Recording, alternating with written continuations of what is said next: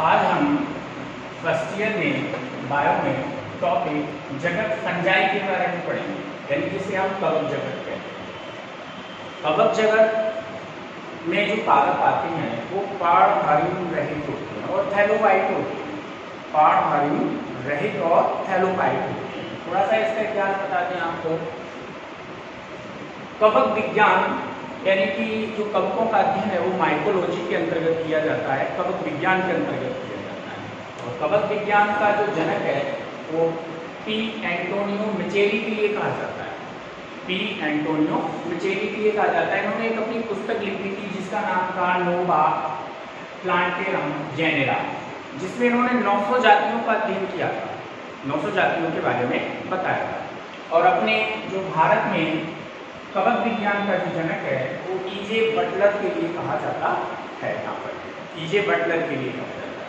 थोड़ी सी कवकों की सामान्य जानकारी देते हैं आपको। कवक परपोषी होते हैं तो इनमें बहुत ज़्यादा विविधता देखने के लिए मिलती है। इनकी आकार के आधार पर और इनके वास स्थान के आधार पर भी बहुत ज़्यादा विविधता देखने के लिए मिलती है। किसके आधार पर?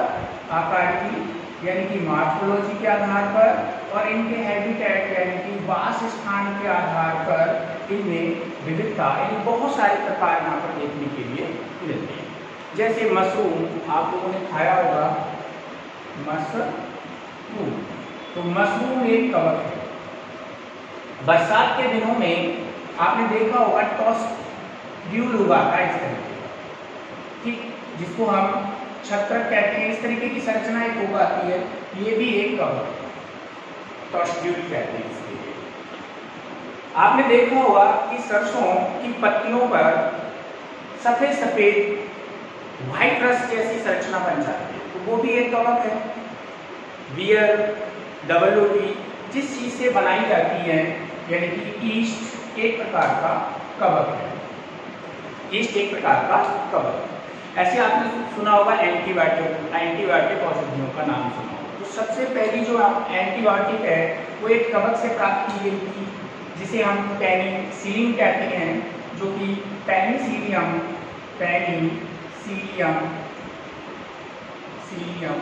नोटेटम कवक से प्राप्त की गई थी। तो इससे एंटीबायोटिक को प्राप्त किया गया है। ऐसे ही पहले गांव में जो गेहूं हुआ करते थे तो उनमें पिक्सीनिया नामक बीमारी लग जाती, ब्लैक रस्ट बीमारी लग, बाल जो है काली पड़ जाती। पिक्सीनिया के कारण यहाँ पर ये बीमारी हुआ करती थी यहाँ पर। तो जो अधिकांश कवक हैं वो या तो बहुकोष्ठीय हैं, अधिकांश कवक जो है बहुकोष्ठीय हैं। कुछ अपवाद स्वरूप कवक जो है वो एक कोष्ठीय होते हैं। एक कोष्ठीय कवक में जिसका स्थान आता है वो है ईस्ट जो है एक कोष्ठीय कवक। अधिकांश बहुकोष्ठीय कवकों की संरचना की अगर हम बात करें यहाँ पर तो अधिकांश कवक तंतुबद्ध होते हैं। इस तरीके से इनकी तंतुबद्ध संरचना होती है। अब ये तंतु आपस में मिलकर, भाई इसको हम कवक तंतु कहेंगे, यहाँ पर कवक तंतु यहाँ पर इसको कहेंगे। इसमें केंद्रक होंगे इस तरीके से और कोशिका द्रव होगा इसके अंदर और प्लाज्मा मेम्ब्रेन और सेल वॉल इसके अंदर ये होती है। अब कई कवक तंतु आपस में उलझ जाते हैं, आपस में ऐंठ जाते हैं, मिल जाते हैं और ये कवक जाल बनाती है जिसको माइसीलियम कहते हैं। तो अधिकांश जो कवक हैं वो माइसीलियम स्टेज में रहते हैं। यहाँ पर माइसीलियम यहाँ पर ये बनाते हैं। आपको बता दें कि ये जो कवक हैं, कवकों के अगर हम कुछ लक्षणों की बात करें, यहाँ पर वासस्थान की बात करें तो लगभग सर्वव्यापी है, यानी कि सभी जगह पर ये पाए जाते हैं। दूसरी बात करें हम तो यहाँ पर ये बहुकोष्ठीय होते हैं और एक कोष्ठीय भी हैं, यानी इसको हम यूनिसेलुलर कहते हैं। तो यहाँ पर एक कोष्ठीय भी होते हैं यहाँ पर। तीसरी बात यह है कि इनमें क्लोरोफिल नहीं पाया जाता है। चौथी चीज ये है कि इनकी जो सेल वॉल है, कोशिका भित्ति है इनकी, ये सेलुलोज एंड पैक्टिन की बनी होती है। सेलुलोज और तो एक्टिविटी यहाँ पर ये बनी हुई होती है। अगर हम इनमें जनन की बात करें यहाँ पर, तो जनन लगभग इनमें तीनों प्रकार का पाया जाता है, कायिक जनन, अलैंगिक जनन और लैंगिक जनन यहाँ पर कह सकते हैं। यहाँ पर अगली बात यह है कि इनमें जो संचित भोजन है, अगर संचित भोजन की बात करें यहाँ पर, तो भोजन इनमें ग्लाइकोजन के रूप में, ग्लाइकोजन प्लस ऑयल यानी कि जिसको हम कहेंगे वसा के रूप में यहाँ पर संचित भोजन इनके अंदर होता है यहाँ पर। इसके अलावा पोषण की अगर स्थिति की बात करें यहाँ पर, तो ये परजीवी, मृतोजीवी, सहजीवी सभी प्रकार के यहाँ पर ये होते हैं यहाँ पर। चलिए अब हम यहाँ पर बात करते हैं यहाँ पर हम पोषण की। तो कप्पों में 3 प्रकार का पोषण पाया जाता है, न्यूट्रिशन। वैसे तो ये परपोषी होते हैं, ये अपना जो फूड है वो खुद नहीं बना सकते हैं, दूसरों से लेते हैं। तो एक होते हैं मृतोजीवी, सैप्रोफाइटिक फंजाई, सैप्रोफाइट फंजाई। तो यहाँ पर ये क्या करते हैं, जो मृत सड़े गले पदार्थ होते हैं, तो मृत पदार्थ जीवों के, उनसे ये भोजन लेते हैं। जैसे रोटी, डबल रोटी, मांस।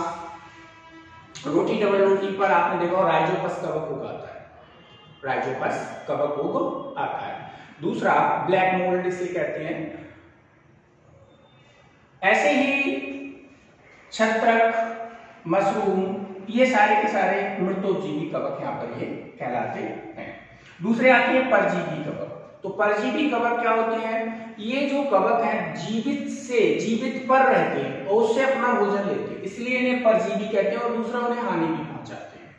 जैसे हम लोगों को दाद हो जाता है, रिंगवर्म बोलते हैं, तो वो जो दाद है वो कवक के कारण होता है। ट्राइकोडर्मा है, इसके अलावा माइक्रोस्पोरम है, इसके अलावा और भी कवक होते हैं, लगभग 3 है, तो उनके द्वारा ये होता है। जैसे पिक्सीनिया ग्रैंडिनिस रोग जो है होता है यहाँ पर, तो वो परजीवी कवक, जिससे गेहूं में ब्लैक रस्ट डिसीज होती है और सरसों में जो बीमारी लगती है, तो वो भी परजीवी कवक के कारण यहाँ पर लगती है। सहजीवी में ये लाइकेन के अंदर होती है, लाइकेन के अंदर ब्लू ग्रीन एल्गी के साथ में जो फाइकोमाइसिटीज वर्ग के कवक हैं वो रहते हैं इसके साथ में और लाइकेन को बनाते हैं। तो पोषण के आधार पर ये 3 प्रकार की होती है। अगर हम यहाँ जनन की बात करें, तो कप्पों में जो जनन है वो 3 प्रकार का होता है, वेजिटेटिव रिप्रोडक्शन, असेक्सुअल रिप्रोडक्शन और सेक्सुअल रिप्रोडक्शन। वेजिटेटिव रिप्रोडक्शन की बात करें तो ये 3 प्रकार से हो सकता है। वैसे 2 प्रकार इसके और होते हैं, लेकिन एनसीईआरटी में 3 दिखे, आपको 3 पढ़ने। खंडन, कवक तंतु होते हैं भाई, कई जगह से टूट सकता है, प्रत्येक टूटे हुए भाग से एक नया कवक बन जाता है, ठीक, तो उसको खंडन कहते हैं। विखंडन द्वारा, जैसे ईस्ट है, ईस्ट में विखंडन पाया जाता है, तो यहाँ पर क्या होता है, कोशिका आकार में बढ़ जाती है, पहले केंद्र, उसका 2 भागों में बढ़ जाता है, फिर कोशिका 2 भागों में बढ़ जाती है। मुकुलन, एक उभार निकल आता है, उभार में एक केंद्र बढ़कर पहुंच जाता है और ये भी ईस्ट में पाया जाता है। दूसरा आता है अलैंगिक जनन। तो यहाँ पर क्या होता है अलैंगिक जनन में, यहाँ पर जो बीजाणु बनते हैं वो अचल बीजाणु, चल बीजाणु और कोनेडिया द्वारा होता है। अचल बीजाणु क्या होता है, जैसे राइजोपस है, तो राइजोपस में जो इसकी स्पोरेंजियम है, तो स्पोरेंजियम में इस तरीके से स्पोर बन जाते हैं और ये स्पोर जो है वो अचल होते हैं इस तरीके से। तो प्रत्येक स्पोर जो है यहाँ पर अंकुरित बाहर आएगा, अंकुरित होकर एक नया कवक तंतु को बना देता है। तो ये पाया जाता है राइजोपस में, बहुत सारी प्रजातियों में पाया जाता है। दूसरा जो है इसमें चल बीजाणु द्वारा सिनकाइटियम में पाया जाता है। तो यहाँ पर जो स्पोर होते हैं उनमें चलने के लिए फ्लैजला होते हैं यहाँ पर। तो इस तरीके की संरचना होती है सिनकाइटियम, तो वहां पर ये चलते हैं। कोनेडिया द्वारा अग्रभागों पे कोनेडिया बनती है, जैसे पेनिसिलियम में क्या होता है, इस तरीके से एक कोनेडिया स्पोर बन जाता है। प्रत्येक कोनेडिया स्पोर से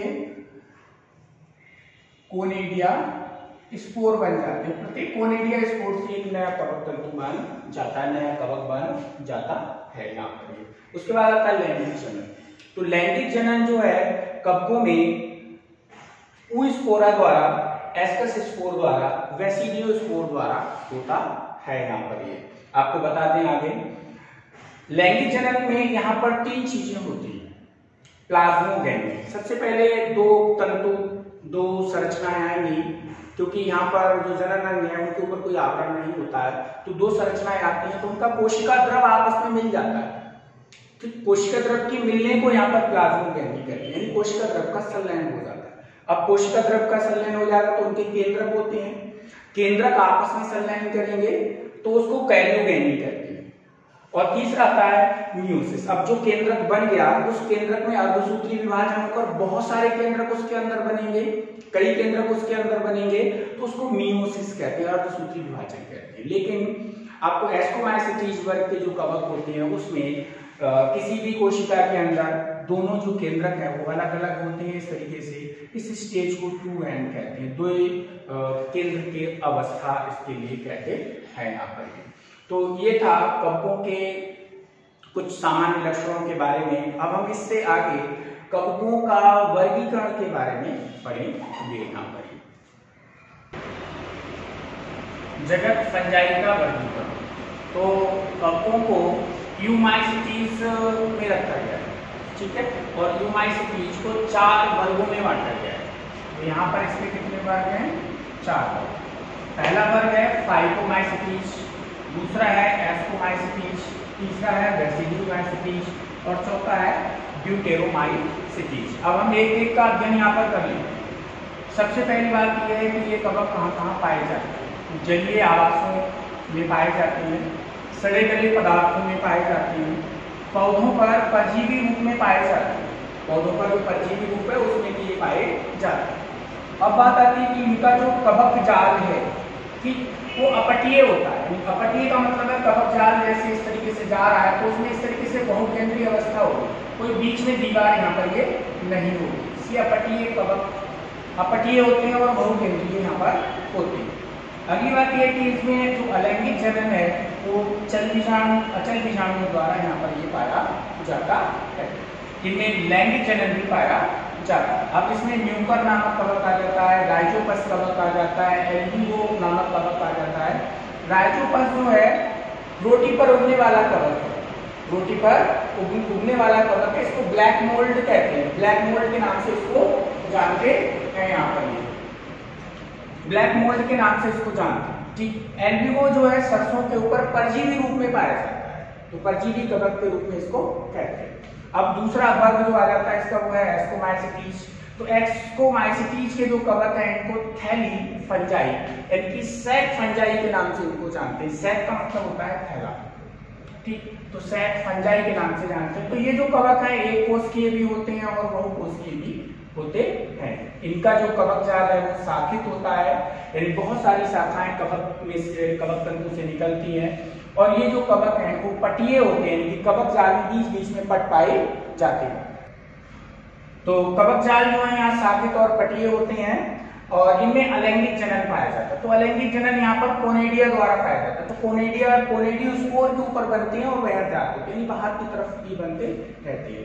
सेक्सुअल रिप्रोडक्शन इनके अंदर पाया जाता है, जो कि इसमें एस्कोस्पोर जो है वो बनते हैं। तो इसमें एस्कस बनता है, एस्कस फलन काय के ऊपर लगा हुआ होता है, उसके अंदर एस्कोस्पोर होते हैं।